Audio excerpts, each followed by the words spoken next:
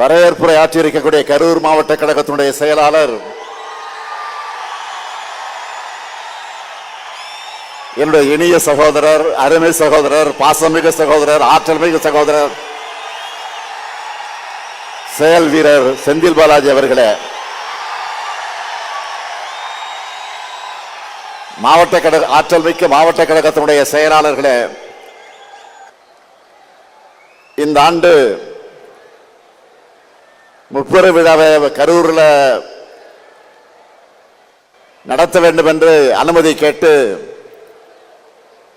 அருமை சகோதரர் செந்தில் பாலாஜி அவர்கள் என்னிடம் வந்தார்.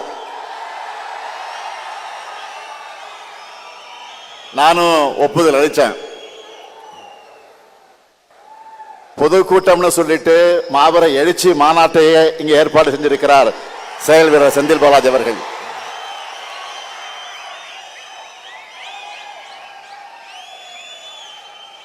நாம கோடு போட சொன்னா ரோடு போடுவாரு. நீங்களாம் பார்த்திருப்பீங்க. ரோடு போட்டு அந்த ரோடு மேலதான் நான் வாகனத்தில் வந்தேன்.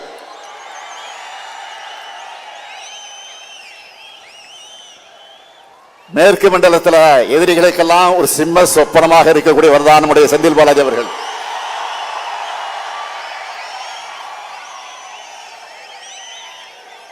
அதனாலதான் அவர் வெளியில இருந்தா தங்களால் நிம்மதியா தூங்க முடியாதுன்னு அவரை முடக்க பார்த்தாங்க. ஆனா அவரை முடக்க முடியுமா? எடுத்த பணியை வெற்றிகரமா முடிச்சு காட்டுவார். நான் உறுதியா சொல்றேன், கழக வரலாற்றிலே இப்படி ஒரு பிரம்மாண்டமான முப்பெரு விழா நடந்திருக்காது. அதே கரூர்ல முப்பெரு விழா நடந்த பொதுக்கூட்டில் அவர் கலந்துக்கிறார். அங்க என்ன பேசுறாரு திரு செந்தில் பாலாஜி அவர்கள்? ரோடு போட்டா ரோடு போட்டுருங்கிறார்.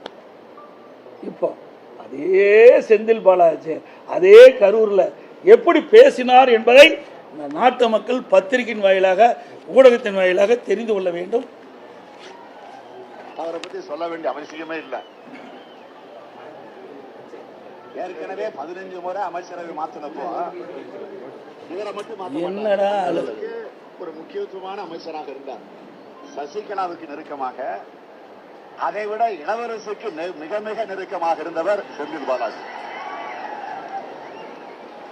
அந்த செந்தில் பாலாஜி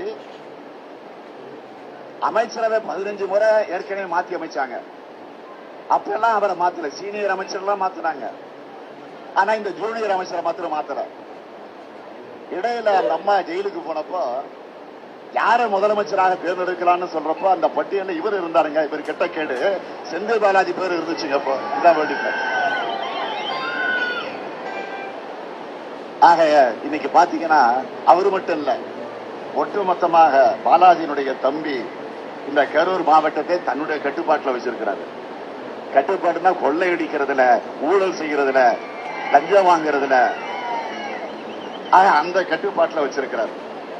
ஆள் கடத்தல், நில அபகரிப்பு புகார்கள் எல்லாம் இன்னைக்கு நீதிமன்றத்தில் இருக்கு. அதே மாதிரி பேருந்துகளுக்காக ஒரு கருவி வாங்கினாங்க, டிக்கெட் கொடுக்கறதுக்கு ஒரு கருவி, ஜிஎஸ்பி கருவி. அந்த கருவியில ஊழல் நடந்திருக்குன்னு சட்டமன்றத்தில் நான் தான் ஆதாரத்துடன் எடுத்து பேசினேன். இது வரைக்கும் முறையான மறுப்பு கிடையாது. அது மட்டும் இல்ல, பொறியியல் படிச்சுக்கிட்டு இருந்த ஒரு இளைஞன் கோகுல் என்பவரை கடத்தி அவனை கொலை மிரட்டல் செஞ்சு அவனுடைய சொத்துக்களை எல்லாம் பறிமுதல் செஞ்சு அவன் அதற்கு பிறகு அந்த குடும்பத்தை சார்ந்தவர்கள் நீதிமன்றத்துக்கு போய் அந்த பிரச்சனை இப்ப நீதிமன்றத்தில் இருக்கு. இப்ப எங்க இருக்காருன்னு தெரியல. அந்த கோகுல் தலைமறைவாகி எங்க இருக்கிறார் என்று தெரிய முடியாத நிலையில இன்றைக்கு இருந்து கொண்டிருக்கு. அது மட்டுமா, அது மாதிரி நிறைய இருக்குது. இப்படிப்பட்டவரை யார் சொன்னது? இன்றைய முதலமைச்சர் அன்றைய தினம் திரு செந்தில் பாலாஜி அவர்கள் அவர் அமைச்சராக இருந்த பொழுது, அவர் எதிர்கட்சியில் திராவிட முன்னேற்ற கழக தலைவர் திரு ஸ்டாலின் இருந்த பொழுது சொன்ன கருத்து. இப்போ அதுக்குள்ளேயே புனிதமாயிட்டாரா? இப்போ எத்தனை வழக்கு அவர் மீது, எவ்வளவு பிரச்சனை? அவரே ஊழல்வாதின்னு சொன்ன பிறகு அந்த ஊழல்வாதிக்கு இவர் எப்படி அமைச்சர் கொடுத்தாரு? நாம சொல்லல, திரு ஸ்டாலின் அவர்கள் சொன்ன கருத்து நீங்க எல்லா பத்திரிகைகள் ஊடகத்திலும் வந்திருக்கு. நினைவூட்டத்தான் இதை நான் கொண்டாடுறேன். ஒரு முதலமைச்சர் அவரே எதிர்க்கட்சியில் இருக்கும்போது ஊழல்வாதி என்று சொன்னவரை இவர் எப்படி அமைச்சரவையில் அமைச்சராக கொடுத்து சிறந்த இலாக்கா கொடுத்துருக்கார், பெரிய இலாக்கா கொடுத்தார். மின்சாரத்துறை கொடுத்தார், ஆயத்துறை கொடுத்தார். ஏன் அந்த கட்சியில் வேற ஆளே இல்லையா? மூத்த தலைவர்களே இல்லையா? கொடுப்பதை கொடுத்து பெறுவதை பெற்றார் திரு செந்தில் பாலாஜி. அது மட்டுமல்ல, இப்படிப்பட்டவர்களையும் எங்களை விமர்சனம் பண்ணுவதற்கு எந்த தகுதியும் கிடையாது, அருகதையும் கிடையாது. இன்னும் ரகுபதி சொல்றார், விசுவாசம் பற்றி சொல்றார்.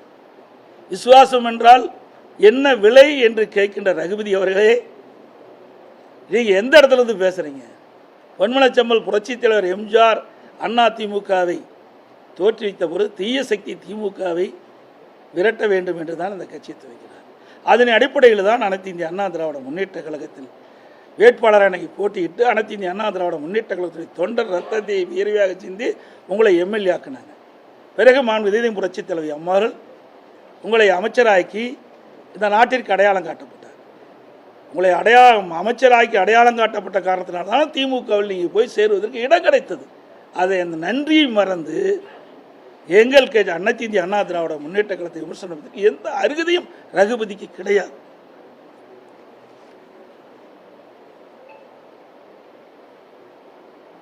அதே போல இன்றைய தினம் பேசுகிறார் முதலமைச்சர் ஸ்டாலின்.